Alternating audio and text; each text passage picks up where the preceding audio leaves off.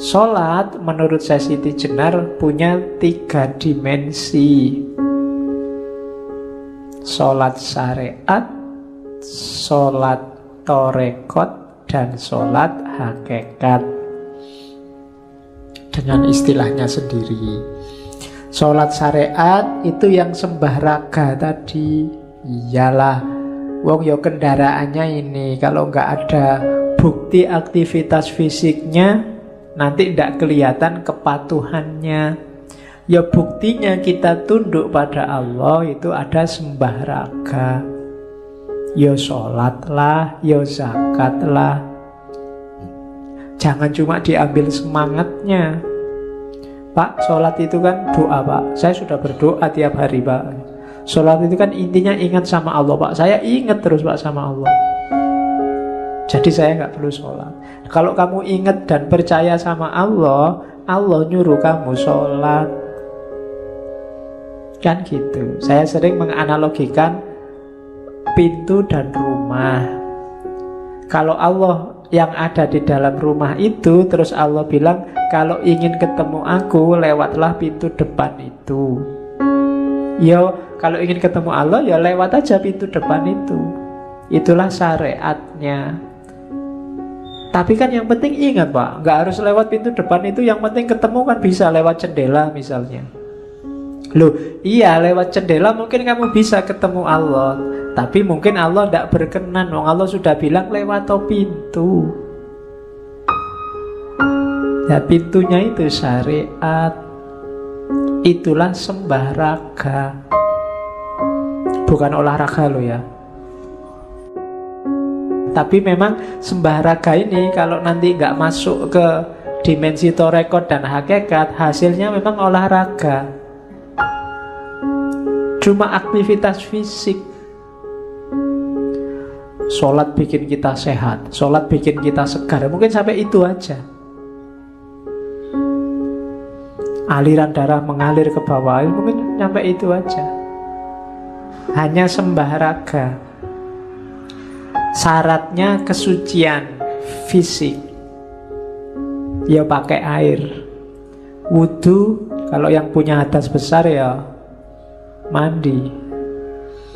Dan sembah raga ini manifestasi dari penghambaan, ketundukan, kepatuhan, kebersamaan, harmoni. Harmoni itu misalnya kita harmoni diri sendiri dan harmoni dengan orang lain itu ya. Kalau kita jamaah misalnya, itu kan ada fungsi harmoni bersama yang lain. Aspek syariat raganya. Ya, itulah bukti bahwa kita tunduk, bahwa kita patuh. Ya kayak kita upacara itu loh, pakai hormat terus tangannya diangkat. Itu kan, Allah saya nggak ngangkat tangan juga tetap menghormati merah putih. Enggak, ada bukti resminya, diatur oleh negara, tangannya diangkat. Nah, bukti resmi kita bahwa kita yakin Allah adalah Tuhan yang mengatur alam semesta dan kita percaya, itu yang fisik. Kalau sholat ya sembah raganya. Tidak usah khawatir. Modenya sembah raga, modenya syariat itu keragaman. Jadi itu kalimatnya Siti Jenar, sholat 5 kali sehari, puji dan zikir itu adalah kebijaksanaan dalam hati menurut kehendak pribadi. Benar atau salah, pribadi sendiri yang akan menerima dengan segala keberanian yang dimiliki. Jadi sholat itu kan sembah raga tadi, itu kan semacam tata krama sopan santun yang diwajibkan oleh Allah pada kita. Dan dia beragam. Keragaman itu maksudnya setiap pribadi, setiap ulama, mungkin bahasa lainnya begitu, menafsirkan gaya sholat, cara sholat yang tidak seragam. Secara umum sih sama, tapi kan bagian-bagian tertentu ada yang beda loh. Itu keragaman. Syariat itu ternyata macam-macam. Kalau syariat ada yang takbiratul ihram pakai sendakep, ada yang tidak pakai sendakep. Wong sama-sama takbiratul ihram sendakep aja yang di atas perut, ada yang di dada, kayak orang kena tembak itu, ada yang gini loh. Saya lihat ada loh yang Allahu Akbar itu gini. Sakit sekali dadanya kelihatannya. Ya, ada yang dibawa udel, macam-macam. Ada yang memahami softnya harus rapat sampai kakinya diinjak. Saya sering begitu. Kaki diinjak kita minggir, dikejar lagi, minggir lagi, dikejar lagi. Ayo. Iya. Kamu sholat kok jadi perlombaan nginjek kaki. Jadi kan itu syariat, macam-macam. Nggak usah kaget, memang modenya beragam. Nggak apa-apa. Setiap orang sholat sesuai kemantepannya masing-masing. Itu tadi, makanya keyakinan hatinya masing-masing. Loh, orang yang yakinnya benar di dada atas tadi, kalau dipaksa sholat disuruh menurunkan sendakepnya, ya dia jadinya tidak khusyuk. Orang yang biasanya mepet sampai nginjek kaki, terus dia tidak bisa nginjek kaki, itu gelisah mesti sholatnya. Aduh, kapan dapat kaki ini ya biar sholatnya sah, kan mesti begitu. Jadi itu modenya syariat, beragam, tidak masalah, jalani aja sesuai kemantepan. Itulah karakter dunia fisik. Fisik macam-macam. Mau tasahud aja ada yang biasa, ada yang bergetar, ya kan? Itu cuma sekedar tasahud. Ada yang tidak berdiri sama sekali, lemas terus. Ada yang seru, macam-macam, coba aja kamu lirik. Jadi itu modenya orang sholat. Ya monggo, masing-masing mazhab punya aturan sendiri. Terus itu level sembah raga. Naik kelas dikit ada namanya sholat torekot atau sholat torek. Ada yang bilang torek itu bukan torekot, tapi dari kata-kata taroki. Taroki itu naik, lawannya tanazul. Tanazul itu turun. Ya monggo lah. Tapi istilahnya memang namanya sholat torek. Sholat torek ini sembah cipta. Jadi inilah dimensi batinnya sholat. Sholat yang tidak cuma olahraga. Kalau tadi yang jasmania bersucinya pakai air, yang ruhania bersucinya memerangi hawa nafsu.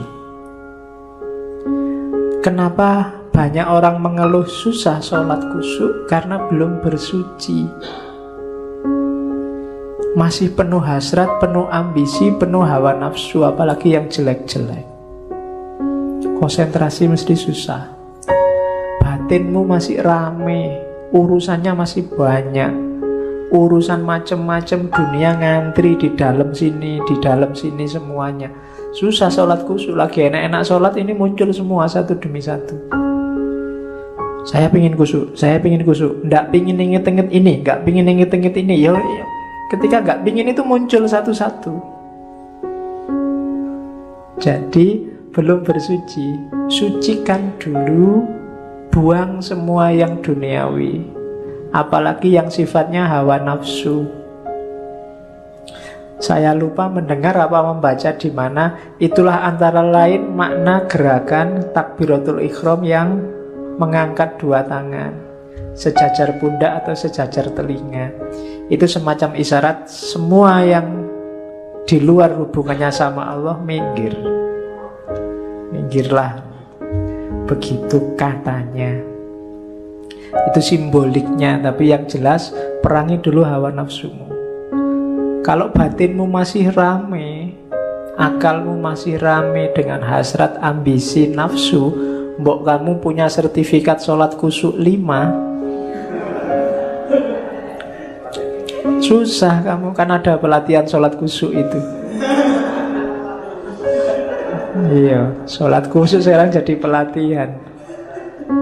Jadi ya susah khusyuk. Kenapa? Ada syarat bersucinya. Sebagaimana yang raga ada syarat bersucinya.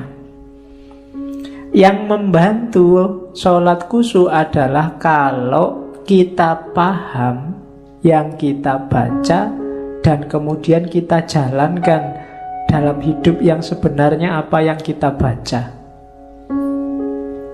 Itu pasti khusyuk. Kalau dalam iftitah misalnya kita membaca inna sholati wa nusuki wa mahyaya wa mamati lillahi rabbil alamin, sesungguhnya sholatku, ibadahku, hidup dan matiku hanya untuk Allah. Kalau ingin khusyuk beneran, hidupmu kayak gitu beneran. Kalau kamu baca Fatihah, bismillah, alhamdulillahirabbil alamin, segala puji hanya bagi Allah, yang layak dipuji hanya Allah. Kita ini lemah, tidak ada kebaikannya apapun tanpa bantuan Allah, maka alhamdulillahirabbil alamin.